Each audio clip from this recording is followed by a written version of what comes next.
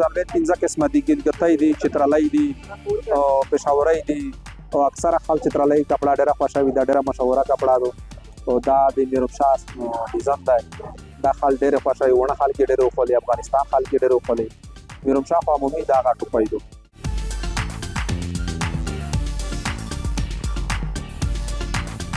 کومې ټوپۍ جوړوي څه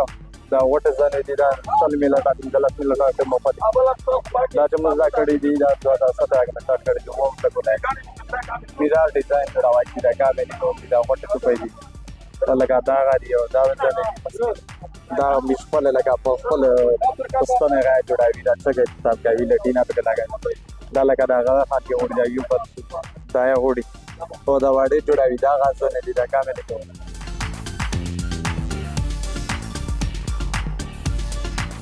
ټوپۍ کاروبار چې موږ کې وخت نه شروع کړی دی دغه اندازه 14 کال شي